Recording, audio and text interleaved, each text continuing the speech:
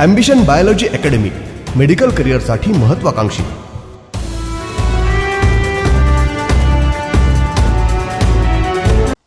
Hello dear students. So we have studied about the first group of the kingdom Monera or bacteria, that is the Archibacteria. Now we have to study here second group, that is the actually bacteria, true bacteria. This bacterial group is a true bacteria. That's why it is also called as Eubacteria. It is also called as Eubacteria, means true bacteria. Anton von Leeuwenhoek, already about the bacteria we have studied in the prokaryotic cell entirely, but again I will revise it. Anton von Leeuwenhoek, who was the Dutch scientist, observed small tiny animalcules in sewage water. Sewage water मतलब मैले का पानी, saliva मतलब ये जो saliva रहता है, and tooths come under his crude microscope, and these animalcules were later known as bacteria. मतलब इसको एंटन ऑन लियोनॉक ने पहले एक्सप्लेन करने की कोशिश की. लुइस पैस्चर, उन्होंने जर्म थ्योरी डिसीजेस की दी और उन्होंने देखा कि प्लांट और एनिमल में कुछ जो डिसीजेस हो रहे हैं वो बैक्टीरिया की वजह से हो रहे हैं. एंटन ऑन लियोनॉक को फादर ऑफ बैक्टीरियोलॉजी ऐसा कहा जाता है. ठीक है, तो ये पॉइंट हमें यहाँ देखने हैं. तो पहली बार एंटन ऑन लियोनॉक ने सलाइवा में, टूथस्कम में कुछ ऐसे स्ट्रक्चर्स देखे कि जो सीवेज वाटर में प्रेजेंट है और उन्हें बाद में बैक्टीरिया कहा गया. इसे एंटन ऑन लियोनहॉक को फादर ऑफ बैक्टीरियोलॉजी ऐसा कहते हैं. एंटन on लियोनहॉक, Anton von Leeuwenhoek, E-L, then Leeuwenhoek, W-U-W-E-N-C-H-O-C-K, Leeuwenhoek or E-K, is called as father of bacteriology. Father of bacteriology. Father of bacteriology. Then Louis Pasteur ने कौन सी थ्योरी दी है? Germ theory. Louis Pasteur germ theory, और उन्होंने बताया कि plant और एनिमल डिसीजेस किस वजह से होते हैं? तो बैक्टीरिया की वजह से होते हैं. प्लांट और animal disease cause by bacteria. Then तीसरा पॉइंट यहाँ हमें स्टडी करना है, वो बैक्टीरिया कहाँ रहते हैं? They are present anywhere, everywhere, air, water, soil, food, inside the body, outside of the body. They have important characters, that these characters are, they are prokaryotic, so they found everywhere.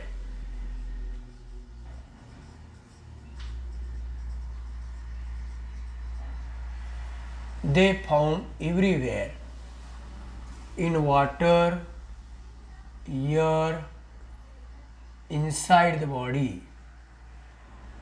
Okay. अब उसके बाद next point उनका prokaryotic है, without nucleus है, cell organelles are absent, prokaryotic ribosome उनमें present है. Prokaryote ये तो बट नेचुरल आएगा ही. विदाउट न्यूक्लियस, और उनके न्यूक्लियस नहीं होने के बावजूद भी डीएनए जो होता है तो वो किस में होता है? न्यूक्लियोइड में होता है. Nucleoid and 70S ribosome, 70S का राइबोसोम उसमें प्रेजेंट होता है. उसके बाद plants possess cell wall, like plant, they have cell wall made up of sugar derivative which are not present anywhere else. So cell wall with sugar derivatives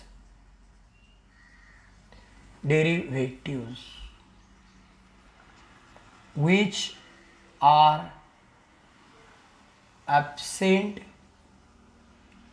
anywhere. कौन कौन से और क्या क्या है वो? तो N acetyl glucose amine and N acetyl muramic acid.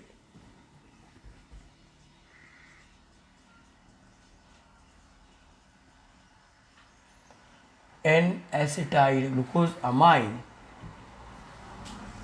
And N acetyl muramic acid उनमें प्रेजेंट है.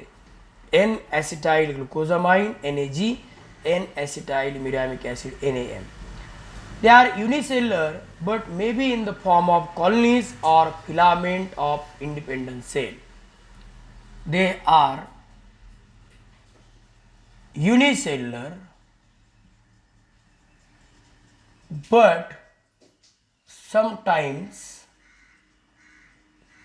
इन कॉलोनीज. कॉलोनीज मतलब क्या? सब इकट्ठा होते हैं या फिर फिलामेंट्स मतलब धागे की तरह स्ट्रक्चर तैयार करते हैं. फिलामेंटस धागे की तरह स्ट्रक्चर तैयार करते हैं. ओके, फिलामेंटस मीन्स धागे की तरह स्ट्रक्चर तैयार करते हैं. देन उसके बाद नेक्स्ट पॉइंट है they contain single chromosome that is the nucleoid.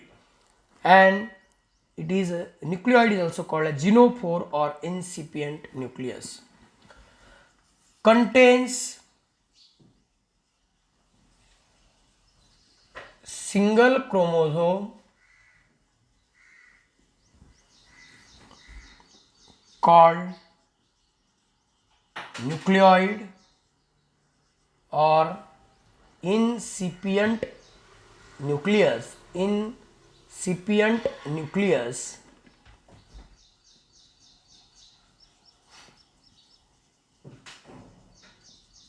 or it is also called as incipient nucleus, genophore.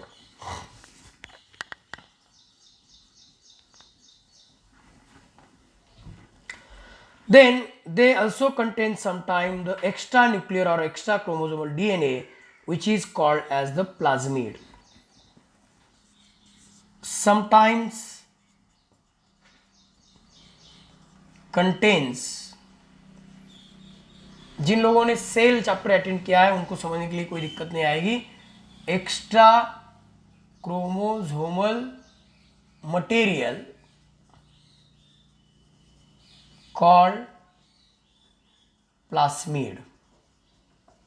Okay, और ये जो प्लास्मिड है वो सर्कुलर होता है, डबल स्टैंडर्ड होता है and replicate independently which is double standard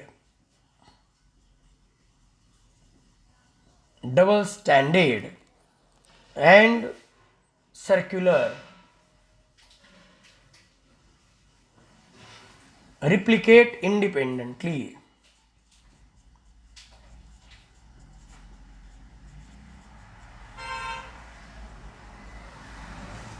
Replicate independently. Then उसके बाद उनके 3 प्रकार के प्लास्मिड्स या प्लास्मिड के स्ट्रक्चर वहां होते हैं. 3 types of plasmids are present.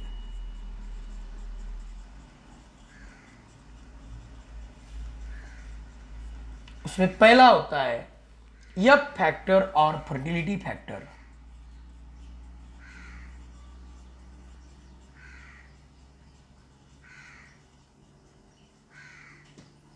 अब ये एफ फैक्टर और फर्टिलिटी फैक्टर क्या है?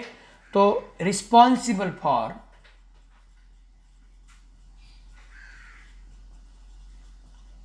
Transfer of genetic material. Okay, दूसरा होता है दूसरा जो होता है वो होता है आर फैक्टर और रेजिस्टेंस फैक्टर।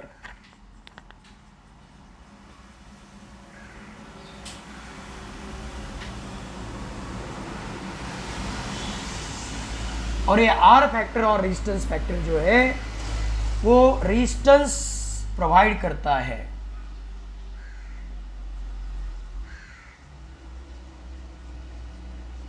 किसके अगेंस्ट रेजिस्टेंस प्रोवाइड करता है? रेजिस्टेंस मतलब प्रतिकार क्षमता। हम जब एंटीबायोटिक यूज करते हैं या ड्रग्स यूज करते हैं बैक्टीरिया, अंदर के बैक्टीरिया को मारने के लिए, तो उनके अगेंस्ट ये इम्यूनिटी तैयार करता है बैक्टीरिया की। सो अगेंस्ट ड्रग्स बहुत फायदेमंद रहेगा ये नॉलेज आपके लिए, ठीक से समझने की कोशिश कीजिए, बहुत इजी है। और तीसरा है कॉलिसिनोजेनिक factor.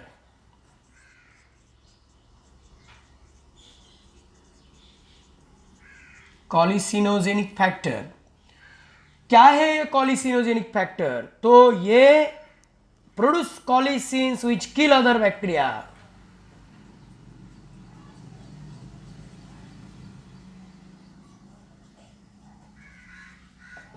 To kill other bacteria, बाकी के बैक्टीरिया को मारने के लिए कॉलिसिन ये तैयार करता है। समझ गए आप लोग? तो अब आप देखिए, हमने पहला पॉइंट देखा कि Anton von Leeuwenhoek, father of bacteriology, Louis Pasteur provide germ theory and explain that bacteria are responsible to cause the plant or animal diseases. They are found everywhere. कहाँ भी मिळते, कुठे पण असतात, पाण्यामध्ये आहेत, हवेमध्ये आहेत, आपल्या शरीराच्या आत आहेत, आपल्या शरीराच्या वरती पण आहेत. त्याच्यानंतर प्रोकॅरियोटिक आहे, तो तर काही विषय नाही, केंद्रक त्यांना नाही, परंतु न्यूक्लियाइड असतो आणि 70H चा रायबोझोम असतो. सेलवॉल जे आहे ते शुगरच्या अशा डेरिव्हेटिव्हने तयार झाले की जे कुठेही पाहायला मिळत नाही. जसे की एन ॲसिटाइल ग्लुकोजामाइन, लक्षात द्या, व्यवस्थितपणे लक्षात घ्या, सेलवॉलमध्ये एन ॲसिटाइल ग्लुकोजामाइन आहे, एन ॲसिटाइल म्युरॅमिक ॲसिड आहे. दे आर युनिसेलर, एक पेशी आहेत, परंतु केव्हा केव्हा एकत्र राहून कॉलनी तयार करतात किंवा फिलामेंट स्ट्रक्चर तयार करतात. एकाच क्रोमोझोमचे ते बनलेले आहेत, त्याला न्यूक्लिओइड किंवा इनिसिपियंट न्यूक्लियस किंवा जिनोफोर असे म्हणतात. Sometimes contain extra chromosomal material called plasmid which is double standard, circular and replicate independently. आता मी तुम्हाला एक रफ डायग्राम काढून दाखवतो. हा बॅक्टेरियाचा डायग्राम आहे, हा प्लाझ्मा मेम्ब्रेन, त्याच्यावरती सेलवॉल असतो, त्यानंतर आणखी एक लेयर असते ग्लायकोक्लॅलिक्स असं म्हणतात. ज्यांनी सेल प्रोकॅरियोटिक सेल स्टडी केलंय त्यांना हे सगळं माहीत आहे. हे पहा, हा न्यूक्लिओइड आहे, हा एकच क्रोमोझोम आहे, हा डबल स्टँडर्ड आहे आणि त्याच्या बाहेर एक्स्ट्रा क्रोमोझोम मटेरियल आहे, याला आपण प्लास्मिड असे म्हणतो. हे आपण आता स्टडी केलं. आणि हे रायबोझोम 70S आहे. आता हा जो प्लास्मिड आहे, हा प्लास्मिड एक्स्ट्रा क्रोमोझोमल मटेरियल आहे, हा डबल स्टँडर्ड आहे, त्याचबरोबर हा जो प्लास्मिड आहे हा इंडिपेंडेंट रिप्लिकेट करू शकतो. आणि यामध्ये 3 फॅक्टर असण्याची शक्यता असते. एफ फॅक्टर किंवा फर्टिलिटी फॅक्टर, शिवाय आर फॅक्टर किंवा रेजिस्टन्स फॅक्टर, आणि कोलिसिनोजेनिक फॅक्टर म्हणजे दुसऱ्या बॅक्टेरियाला मारण्यासाठी तयार केलेला स्ट्रक्चर सुद्धा या ठिकाणी प्रेझेंट असतो. तर एवढे सगळे कॅरेक्टर आपण आता या ठिकाणी पाहिले, हे तुम्हाला समजले असतील. आता पुढे आपण जाऊया. शेपनुसार ह्या बॅक्टेरियाचे टाईप बदलतात. According to shape there are different types of bacteria.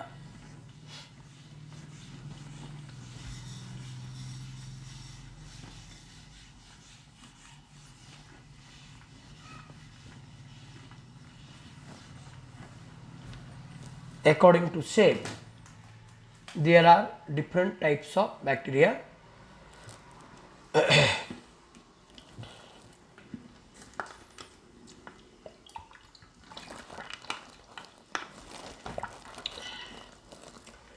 Bacteria are grouped into 4 categories.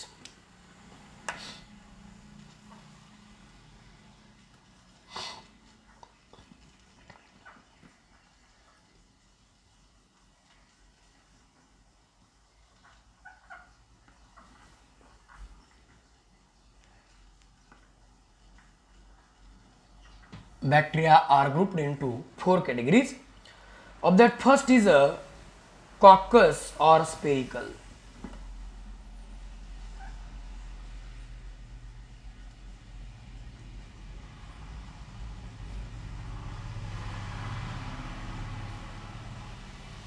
Like that. Second is the bacillus or rod shaped.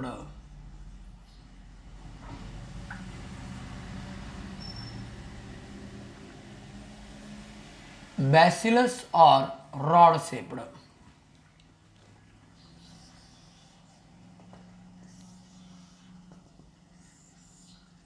Bacillus or rod shaped. Spirillum or spiral or curved shaped bacteria.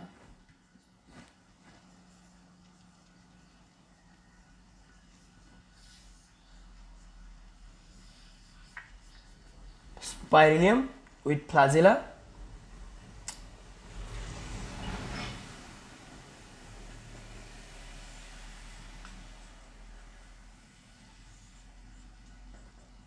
Spirillum.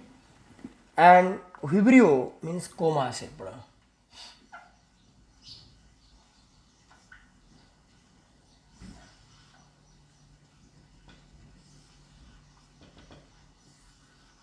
Coma shaped. Okay, so ये shape के अनुसार उनके 4 type है.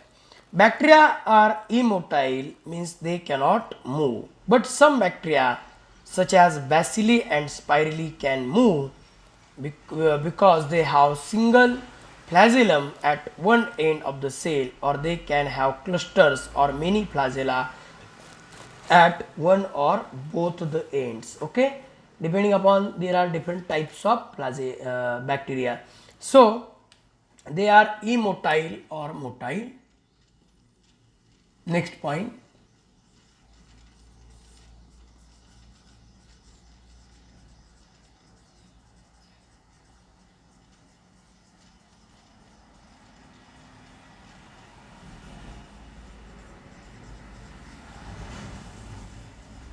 having flagella, single,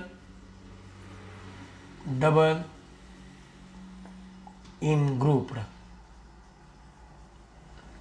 At one end,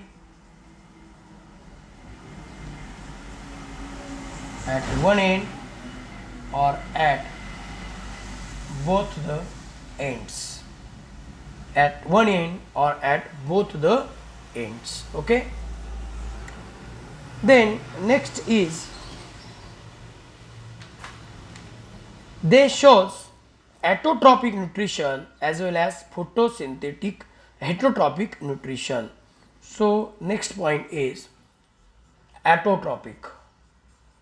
स्वयं पेशी 2 प्रकार है, photo एटोट्रॉप्स uses what? Sunlight and produces their own food.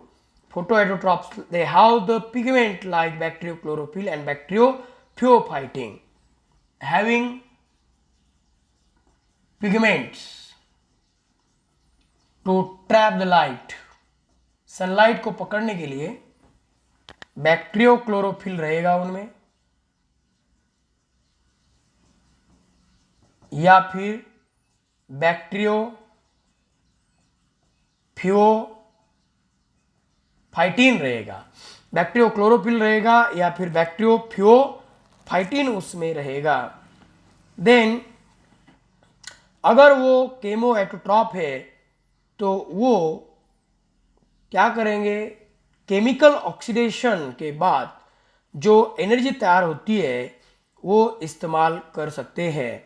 So they are chemoautotrophs. Then here there is no oxygen involved in bacterial photosynthesis, and this is that's why called as unoxygenic photosynthesis. No oxygen evolution, hence unoxygenic photosynthesis. Unoxygenic मतलब यहाँ photo oxygen नहीं तैयार होता, इसलिए अनऑक्सीजेनिक photosynthesis. Then chemoautotroph जो है, they are able to manufacture their organic food by from inorganic raw material with the help of energy, and that's why they are called as chemoautotrophs. Heterotrophs completely depend on others. Chemoautotrophs uses chemical energy to produce food. Example, Ferus bacilli और Thiobacillus.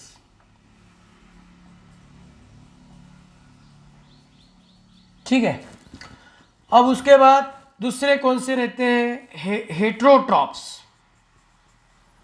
दे obtain readymade food. Obtains readymade food.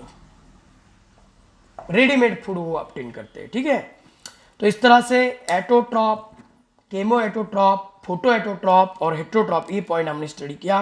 अब उनके respiration के बारे में हम study करेंगे. Next point,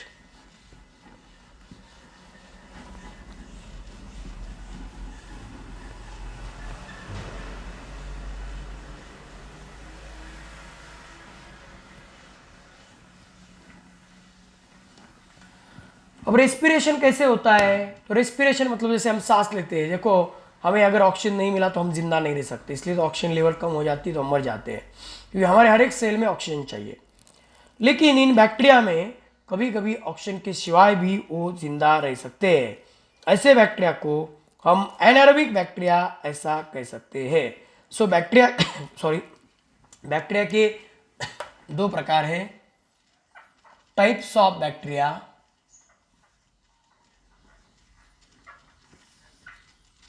aerobic and anaerobic. Aerobic bacteria and anaerobic bacteria.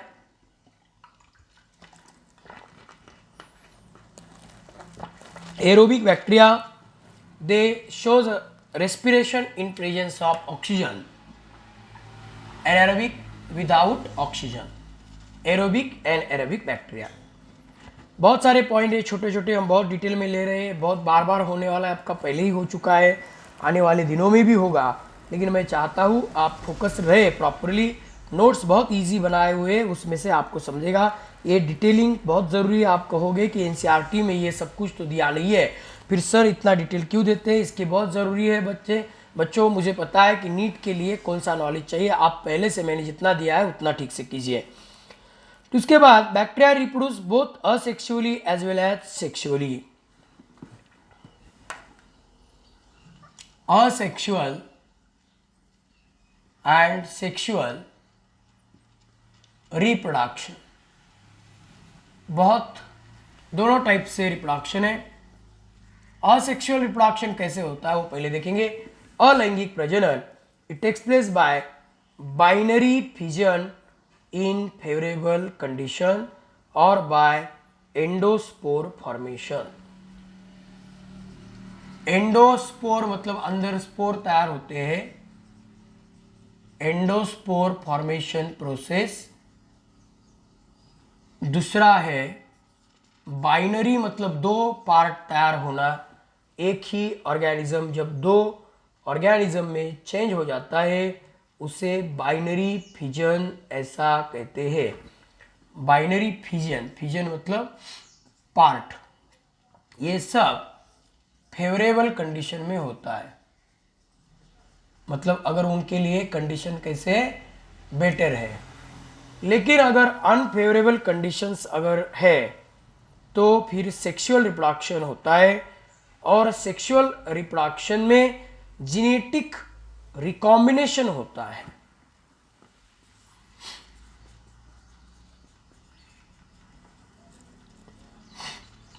Sexual reproduction में genetic recombination होता है.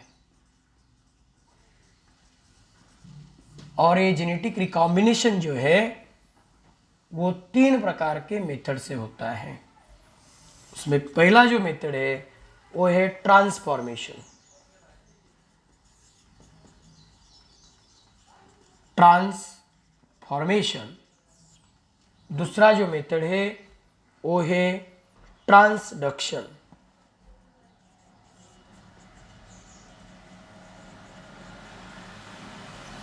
बहुत इंपॉर्टेंट टर्म्स है ये, याद रखिएगा, आगे लर्न ही करना है आपको। और तीसरा जो मेथड है वो है कॉन्जुगेशन। ट्रांसफॉर्मेशन मतलब क्या, अभी पहली बार ग्रिफिथ ने डिप्लोकोकस निमोनी में ये ट्रांसफॉर्मेशन बताया।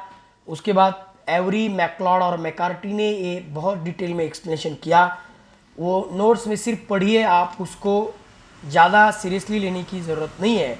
लेकिन it is a transformation, genetic material एक बैक्टीरियल सेल से दूसरे बैक्टीरियल सेल में जाता है और एक बैक्टीरियम का टोटल नए बैक्टीरियम में कन्वर्जन वो करता है। समझो कि एक बैक्टीरिया को कैप्सूल नहीं है तो उसे कैप्सुलेटेड बनाता है।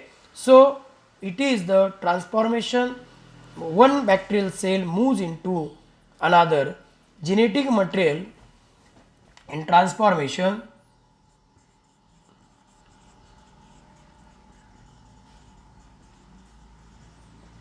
moves from one bacterial cell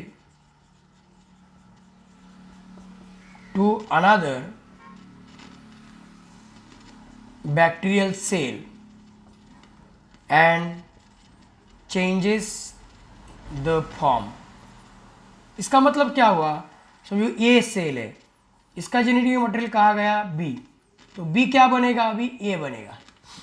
मतलब समझो कि ये नॉन कैप्सुलेटेड, ये कैप्सुलेटेड सेल है और इसका मटेरियल कहा गया नॉन कैप्सुलेटेड में गया, नॉन कैप्सुलेटेड। तो ये नॉन कैप्सुलेटेड अभी क्या बनेगी, कैप्सुलेटेड बनेगी। मतलब इसका क्या हुआ, फॉर्म चेंज हुआ, मतलब क्या हुआ, ट्रांसफॉर्मेशन हुआ, इसलिए ट्रांसफॉर्मेशन। अब ट्रांसडक्शन क्या है, ग्रिफिथ ने पहली बार एक्सप्लेन किया, उसे ग्रिफिथ इफेक्ट कहते हैं, इफेक्ट कहते हैं। एवरी, मैकलॉड और मैकार्टी ने उसे फिर से एक बार एक्सप्लेन किया। डिप्लोकोकस निमोनी नाम का जो निमोनिया तैयार करने वाला बैक्टीरिया है उसके ऊपर इन्होंने सर्च किया था। अब ट्रांसडक्शन मतलब क्या कि जेनेटिक मटेरियल एक बैक्टीरियल सेल से दूसरे बैक्टीरियल सेल में जाता है, लेकिन ये कैसे जाता है, तो वायरसेस के द्वारा, जिन्हें हम बैक्टीरियोफेजेस ऐसा कहते हैं। तो transduction, transfer of genetic material from one bacterial cell from one bacterial cell to another bacterial cell by bacterial virus। Bacterial virus को कहते हैं बैक्टीरियोफेज, याद रखिए, बैक्टीरियोफेज कहते हैं। बैक्टीरियल वायरस को क्या कहते हैं, बैक्टीरियोफेज। देखो ये एक सेल है, या उसका जेनेटिक मटेरियल है, ये दूसरी सेल है, इसका खुद का जेनेटिक मटेरियल, लेकिन ये ए सेल है, ये बी सेल है। वायरस आया, उसने ये जेनेटिक मटेरियल उठाया, इसे दे दिया, अब ये बी का क्या बनेगा, ए बनेगा। मतलब क्या हुआ, ट्रांसडक्शन हुआ। समझने की कोशिश कीजिए, ट्रांसफॉर्मेशन और ट्रांसडक्शन में क्या फर्क है। तो ट्रांसफॉर्मेशन एक सेल से दूसरे सेल में जेनेटिक मटेरियल आता है, लेकिन ट्रांसडक्शन में वो लेके जाते हैं। कौन लेके जाता है, तो वायरस लेके जाता है। और तीसरा पॉइंट है कॉन्जुगेशन। कॉन्जुगेशन में दो सेल नज़दीक आते हैं और एक बैक्टीरियल सेल का जेनेटिक मटेरियल दूसरे बैक्टीरियल सेल में चला जाता है, और उसके लिए नज़दीक आने के लिए जो स्ट्रक्चर रिस्पॉन्सिबल होता है उसे सेक्स पिलस कहते हैं, पिलाय कहते हैं। ट्रांसडक्शन किसने एक्सप्लेन किया, झिंडर और लीडरबर्ज ने। देखो साइंटिस्ट के नेम वहाँ दिए हैं, मैंने बताया आपको, ये हमें 12 के लिए इंपॉर्टेंट है, अभी आप सिर्फ उसको पढ़िए। पहली बार ट्रांसफॉर्मेशन किसने एक्सप्लेन किया, ग्रिफिथ में, और मैं एवरी, मैकलॉड और मैकार्टी ने वो एक्सप्लेन किया, और अच्छा उसे ग्रिफिथ इफेक्ट भी कहते हैं। लेकिन ट्रांसडक्शन किसने एक्सप्लेन किया, झिंडर और लीडरबर्ज ने, और उन्होंने उसके लिए साल्मोनेला टाइफीरियम, वहाँ लाइफीरियम हुआ है, टाइफीरियम कहिए, जिससे टाइफाइड तैयार होता है, उसमें उन्होंने ये डिस्कवरी की। और लीडरबर्ज और टैफ्टम ने ई कोलाई में कॉन्जुगेशन एक्सप्लेन किया। और कॉन्जुगेशन जो है क्यों होता है, तो देखो तीसरा पॉइंट हम स्टडी कर रहे हैं कॉन्जुगेशन। कॉन्जुगेशन में क्या होता है, एक बैक्टीरियल सेल का जेनेटिक मटेरियल दूसरे बैक्टीरियल सेल में जाता है, लेकिन ये जाने का तरीका कैसे है, दोनों के बीच में एक स्ट्रक्चर तैयार होता है, उसे कॉन्जुगेशन ट्यूब कहते हैं। और एक कॉन्जुगेशन ट्यूब कौन बनाता है, पिलस बनाता है, पिलस। और ये पिलस के द्वारा ये जेनेटिक मटेरियल यहाँ चला जाता है। इस तरह से 3 मेथड है कॉन्जुगेशन की मेथड हमें बताई लीडरबर्ज और टैफ्टम ने ई कोलाई में। और कॉन्जुगेशन एक बैक्टीरियम में से दूसरे बैक्टीरियम में जाता है, जिस बैक्टीरिया में से डीएनए जाता है उसे एफ फैक्टर कंटेनिंग कहते हैं या सेक्स पीथ ऐसा कहते हैं। और रिसिपिएंट बैक्टीरिया में वो नहीं होता, मतलब इसमें सेक्स फैक्टर होगा या एफ फैक्टर होगा या सेक्स पीथ होगा, वो कॉन्जुगेशन ट्यूब बना के पिलस के द्वारा दूसरे बैक्टीरिया में जाएगा, दूसरे बैक्टीरिया में वो चीज़ वहाँ नहीं है। इस तरह से 3 प्रकार से यहाँ मैंने आपको रिप्रोडक्शन या सेक्सुअल रिप्रोडक्शन कैसे होता है वो मैंने आपको यहाँ बता दिया। और कुछ पार्ट बैक्टीरिया का रहा है और उसके बाद बाकी का पार्ट हम नेक्स्ट लेक्चर में स्टडी करेंगे। Thank you very much. जीवशास्त्र हा आहे वैद्यकीय शिक्षणाचा पाया। तेव्हा इयत्ता 10वीत शिकणाऱ्या आणि 11वी पासून पीसीबी ग्रुपकडे झुकणाऱ्या ही आहे सुवर्ण संधी। कोरोना सुट्टीच्या काळात थांबणार नाही तुमची ट्यूशन, कारण गेल्या 20 वर्षांचा सहज सोप्या पद्धतीनं बायोलॉजी शिकवण्याचा अनुभव असलेले आणि आजवर हजारो विद्यार्थिनींना मेडिकलला प्रवेश मिळवून देणारे प्राध्यापक रवींद्र काळे यांची ॲम्बिशन बायोलॉजी अकॅडमी सुरू करत आहे इयत्ता 11वी बायोलॉजीची ऑनलाईन स्पेशल बॅच। तेव्हा अगोदर या नंबरवर फोन करा। ऑनलाईन क्लासेस सुरू होतील दिनांक 11 मे 2020 पासून।